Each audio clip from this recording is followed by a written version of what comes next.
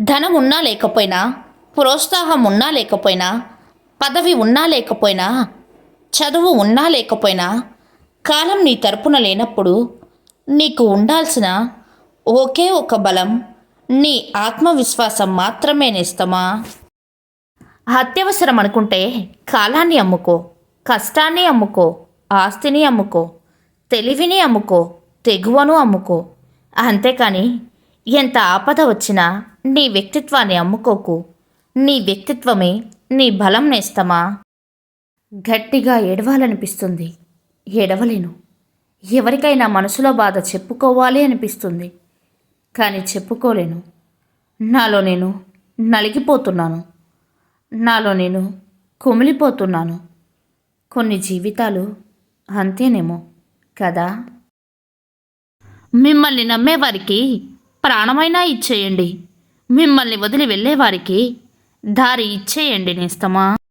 కాలంతో పాటు అన్నీ సర్దుకుంటాయి అని అందరూ అంటుంటారు, కానీ నిజానికి కాలంతో పాటు గాయాలు మానిపోవు, భరించడం అలవాటవుతుంది నేస్తమా. బద్ధకం రాకుండా ఉండాలి అంటే పాటించవలసిన నియమాలు: తమ ఉనికికి కారణాలు తెలుసుకోవడం, వారు చేసే పనిలో ప్రతిరోజు పురోగతి సాధించడం, 25 నిమిషాలు పనిచేసి 5 నిమిషాలు విశ్రాంతి తీసుకోవడం, పొట్ట 80% నిండగానే తినడం ఆపేయడం, పనులు కొత్త కోణంలో ఆలోచించడం, వారి తప్పులను తెలుసుకొని వాటిని అంగీకరించి సరిచేసుకోవడం. నేను ఎవరితోనూ సరిగ్గా మాట్లాడకపోతే నాకు పొగురు అనుకుంటారేమో. నా మనసుకు ఎన్ని గాయాలయ్యాయో అది నాకు మాత్రమే తెలుసు.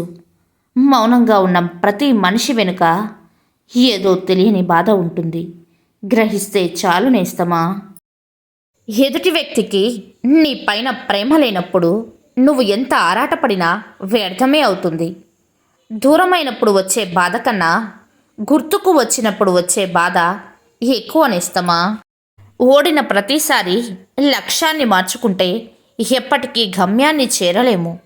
ఓడిన చోటే గెలుపు మార్గాలు దాగి ఉంటాయి.